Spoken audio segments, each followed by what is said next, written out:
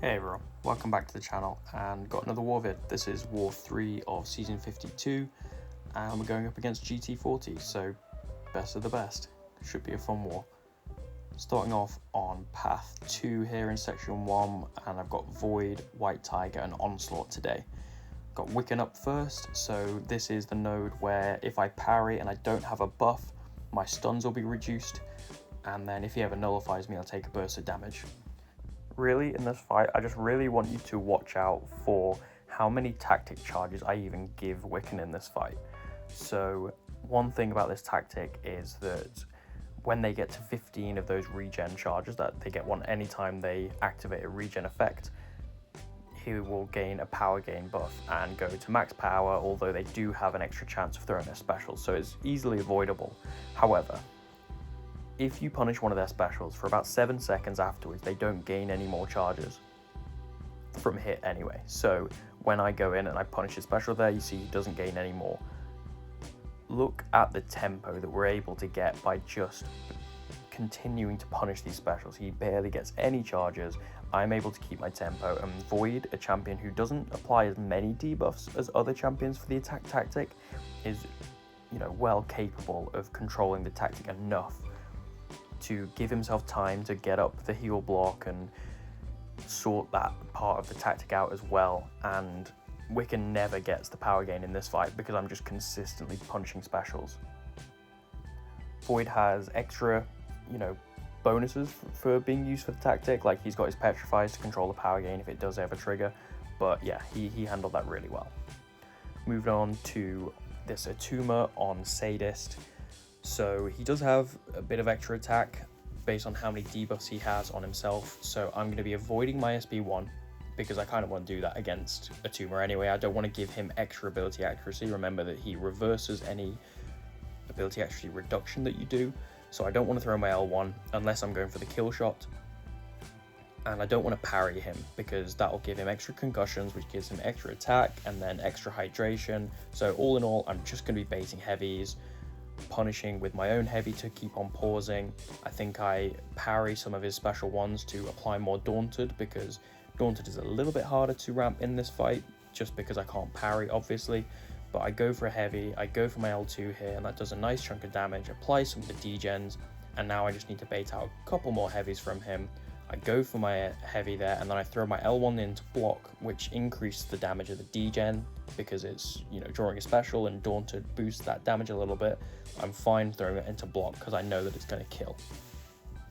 So a very safe option for that fight. Moving on to section 2, we're on path 9, and I'm going to be taking this fight with Onslaught. This is a Longshot, so his increased base ability accuracy will mean that anytime I hit him, he'll apply one of his debuffs to me. I'm resistant to anything Longshot can throw at me in the fight, so it's not as much of a risk, but I'm still going to have to watch out for that L3. So I'm starting off by just getting a couple shocks on myself. I go for a couple of close parries to build Daunted, and then I go for a heavy pause to pause all of my neuros. So I'm now just giving Longshot the opportunity to throw his special, but he doesn't seem to want to do it. And I don't want to get trapped in the corner and bait a heavy and then get it nullified, and as you see, that does happen. So I just decided to push him to L3. I go for a full combo and I go for my L2. I do have an invul in this fight, so don't worry, this is all under control, this is part of my plan. I throw a relic into the air and luckily he runs into it, and then I do a full combo and luckily he doesn't throw his L3 and allows me to get back up to another L2, and this almost takes him down a couple of ticks and he throws the L3 just before he's about to KO. Again, this was part of my plan. I did know that this was an option. I was hoping to bait out a couple specials from him, but I didn't want to waste time and possibly get nullified up to an L3. And after that, 2 hits into the indestructible of my invuln boost and he goes down. So it's just one of those where you can kind of switch up strategies mid-fight just to keep things going. Next up, Killlmonger, and I'm taking this with Onslaught as well. So I'm going to be trying to get a few shocks on myself at the start of the fight just to ramp up my neuros, while Onslaught has a few different energy debuffs, but including shock. he will just apply neuros to the opponent. Unfortunately, in the opening part of this fight, I don't get any shocks on myself at all. I go for a heavy and a full 5-hit combo, and it just doesn't trigger. Then I wasted a little bit of time by baiting out the special one that he didn't seem to want to throw straight away, and I've lost my opportunity. I don't really want to go for an L1 at the start of the fight, because it's applying so many debuffs. It means that Killmonger's power just ramps straight up. So I'm just going to wait for this shock phase, and I'm going to try and get a couple shocks on myself, and then I'm going to bait out a heavy, go for my L2. Remember, I've still got the invuln running, so I'm fine pushing him closer to L3. Killmonger's L3 won't do anything to Onslaught whatsoever, so I'm absolutely fine with that. I don't go for my L1 straight away here, even though it would have increased the damage. I wait a second because I want to get him a little bit lower in health. I don't want to deal with him gaining all that power. You see how much his power just shot up during that L1. But then I just bait out that last L2, and he takes down. So very, very good fight. Next up, we've got Serpent. So this is the first time I've ever taken this fight in season. I was practicing it all off season with White Tiger, practicing Serpent pretty much anywhere on the map with her where I could. And we were initially sending Sim Supreme to this a lot, but I wanted to free up the member who usually took that to be able to take different fights, so we wanted to test this out. My game plan, we've got reads, I've got Mystic Powerbacks on, and yeah, we're going to see how it goes. So I start off with a 5-hit combo to nullify the power gain, and then I'm going to make my way up to an L1. This will power steal, refresh the read debuffs, and also knock him down. I'm going to go for another nullify there, and then I'm going to try and bait out a heavy, go back in and throw my L1. Again, knocking him down, refreshing the read debuffs. Bait out this L2, because I don't want to just keep him teetering at 3 bars of power, because that's risky if I ever mess it up. I want to bait out specials where I can and where it makes sense. So now we're up to L2, I've got my crit, and we go for that, do a nice chunk of damage, get a lot of power back, and I can go back straight away into another L2.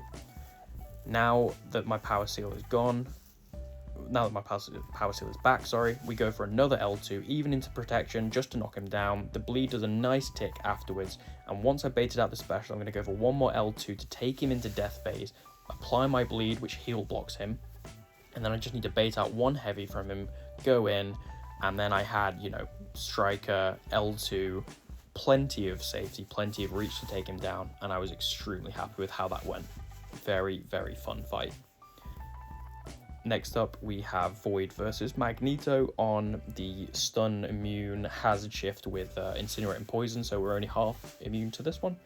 It's not bad, it's a good fight. I'm just going to be trying to get my intercepts while he's in Incinerate phase, and then I'm going to be hitting into block while he's in Poison. This is actually quite good for Void's tempo, because it means that, especially for the tactic, it means that I can just hit into block and let a couple of debuffs apply, which means that I'm not giving him his regen charges, but I am ramping up my side of the attack tactic. I'm going to be trying to get intercepts where I can, and one trick that you'll see me do is kind of just dex his medium and then hover, waiting for him to come in, and then use my medium when I see him coming in. This is quite good for Void and Magneto's animations. It doesn't work with everyone, but this is the way that I've found it best to work, especially for this node, where I do want to get intercepts without baiting a heavy from him. So you'll see I kind of just dex his medium and then wait for him to come in and use my medium. If that wasn't working, for whatever reason Magneto wasn't playing ball, I would retreat to my corner, or just carry on hitting into block. But if I wanted an opening, I would retreat to my corner and start to either wall bang, which is where I just let Magneto dash at me, I dex his medium, and I throw a light attack immediately, or I could bait a heavy from him, tap him with a light, and then get rid of his unstoppable that way, and then I could bait heavies. A couple different ways to get openings in this fight if he wasn't playing ball. Luckily, he was playing really nicely, and we can get our intercepts. We're closing out the fight now. I'm just waiting for this poison phase to head off, so I tap into block a couple times, step back into relic, and now one combo should just about finish him. Couple more ticks, and he throws his special.